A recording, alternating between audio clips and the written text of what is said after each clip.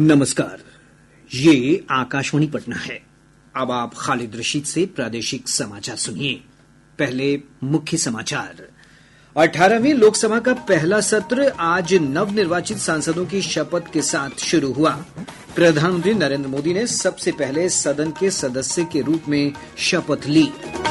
प्रधानमंत्री नरेंद्र मोदी ने कहा, सरकार चलाने के लिए बहुमत की आवश्यकता होती है, लेकिन देश चलाने के लिए आम सहमति महत्वपूर्ण है।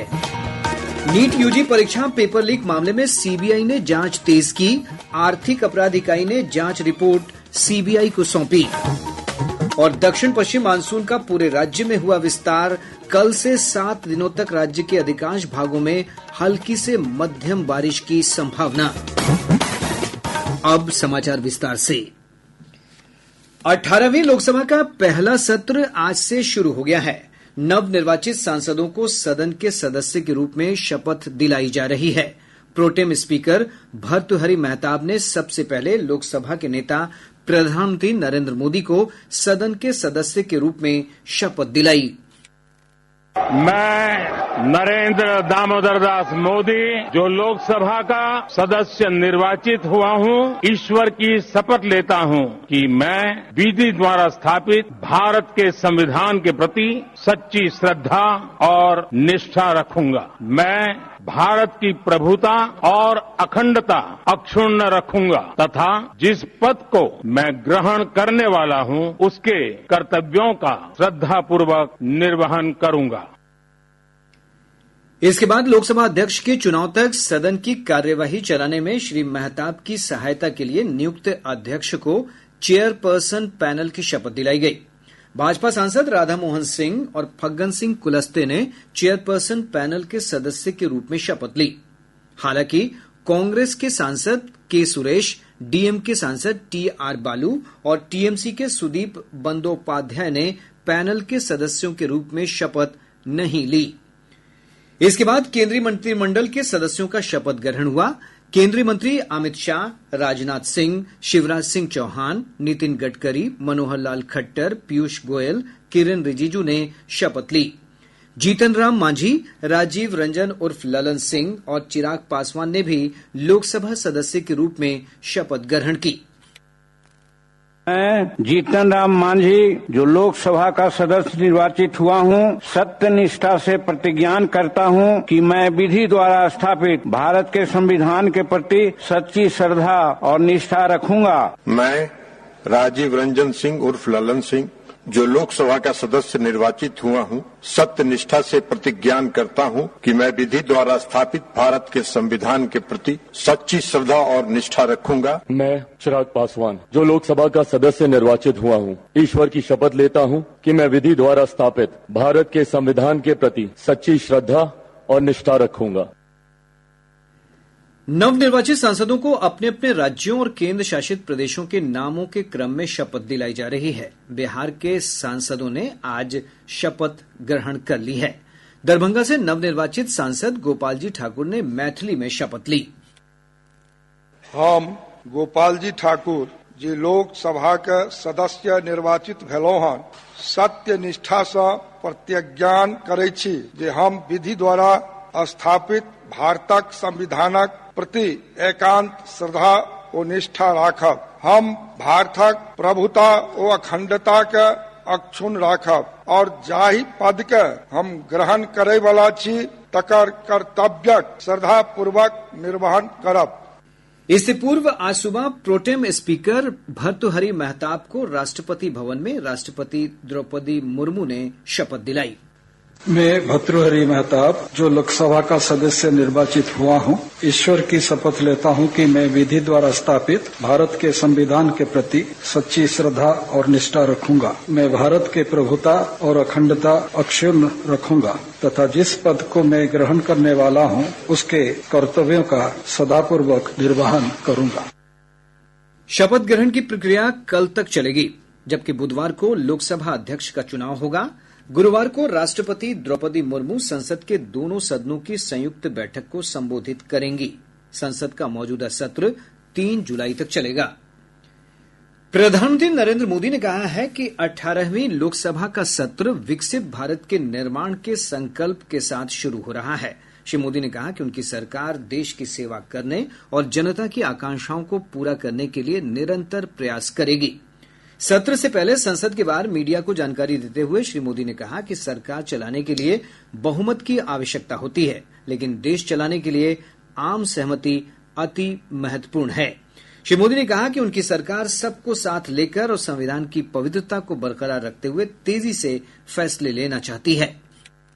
कि हम मानते हैं कि सरकार चलाने के लिए बहुमत होता है, लेकिन देश चलाने के लिए सहमति बहुत जरूरी होती है। 18वीं लोकसभा में विपक्ष देश के सामान्य नागरिकों की विपक्ष के नाते उनकी भूमिका की अपेक्षा करता है। मैं आशा करता हूं कि विपक्ष उसमें खरा उतरेगा। बिहार विधानसभा का मानसून सत्र 22 जुलाई से 26 जुलाई तक आयोजित किया जाएगा। विधानसभा सचिवालय द्वारा जारी कार्यक्रम के अनुसार सत्र के दौरान कुल 5 बैठकें होंगी। सत्र के पहले दिन शोक प्रस्ताव और अन्य औपचारिक कार्यों के साथ वित्तीय वर्ष 2024-2025 के प्रथम अनुपूरक व्यय विवरणी को सदन के पटल पर रखा जाएगा। दूसरे और तीसरे दिन राजकीय विधेयकों पर चर्चा होगी।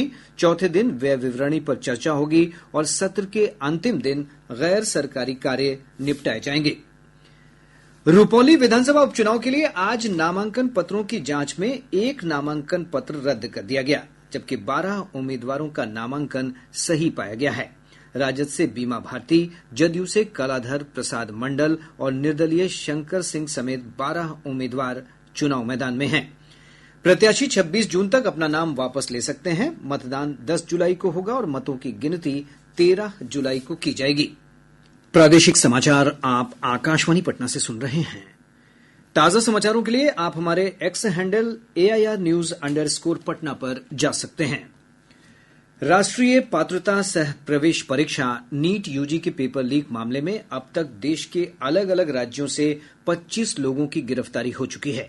बिहार से 13, झारखंड से 5, गुजरात के गोधरा से 5 और महाराष्ट्र के लातूर से 2 लोगों को गिरफ्तार किया गया है। इधर केंद्रीय जांच ब्यूरो सीबीआई ने पहली प्राथमिकी दर्ज करने के साथ ही तेजी से जांच शुरू कर दी है। सीबीआई की एक टीम आज सुबह पटना पहुंची और आर्थिक अपराध इकाई के साथ समन्वय कर पेपर लीक मामले से जुड़े विभिन्न बिंदुओं पर जांच की। ईओयू ने अब तक की जांच रिपोर्ट सीबीआई को सौंप दी है। सीबीआई की प्राथमिकी में कहा गया है कि इस परीक्षा के आयोजन के दौरान कुछ राज्यों में अलग अलग घटनाएं हुई हैं।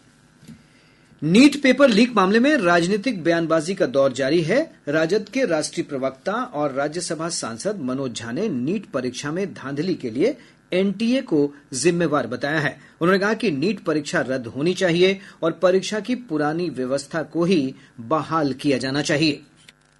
टीए नाम की ये संस्था है, ये फ्रॉड, हर एग्जाम में फ्रॉड है। कुछ के फ्रॉड सामने निकल करके आ रहे हैं, कुछ के फ्रॉड सामने नहीं निकल करके आ रहे हैं। इस एनटीए नाम की चीज को बंगाल की खाड़ी में फेंकी, पुरानी व्यवस्थाएं बहाल करिए। 1 नेशन 1 एग्जाम का खामियाजा हमने भुगत लिया। आप चले हैं 1 नेशन 1 इलेक्शन कराने, एक परीक्षा बिना लीक की नहीं करवा सकते।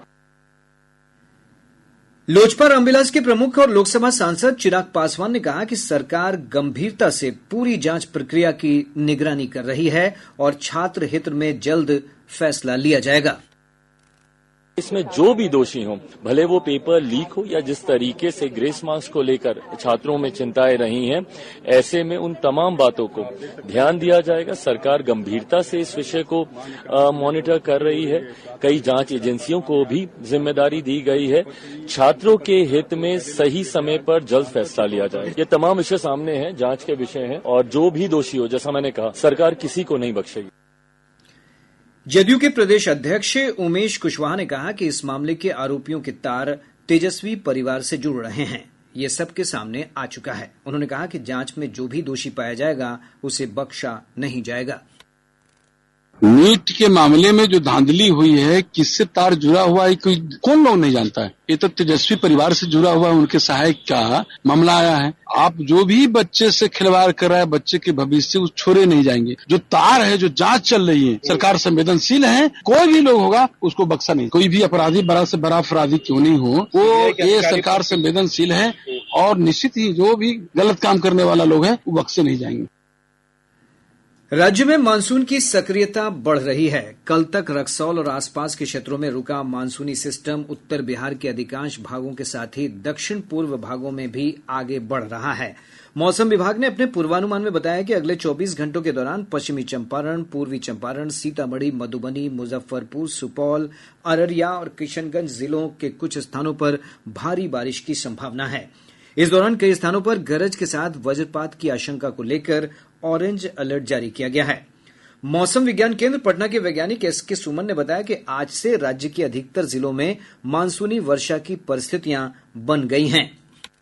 अगले 24 से 48 घंटों के दौरान राज्य के उत्तरी और पूर्वी भाग में कुछ स्थानों पर गरज के साथ वर्षा होने का पूर्वानुमान जारी किया गया है। मानसून का असर राज्य के दक्षिणी भाग में 1 से 2 दिनों के बाद दिखने लगेगा। 48 घंटों के दौरान मौसम उमस भरी बनी रहेगी तथा अधिकतम तापमान में कोई विशेष परिवर्तन होने की संभावना नहीं है। 48 घंटों के बाद तापमान में 3 से 4 डिग्री सेल्सियस की गिरावट हो सकती है। उस लहर का असर राज्य के दक्षिण पश्चिमी और दक्षिण मध्य भाग में 48 घंटों के दौरान अनुभव किया जा सकता है।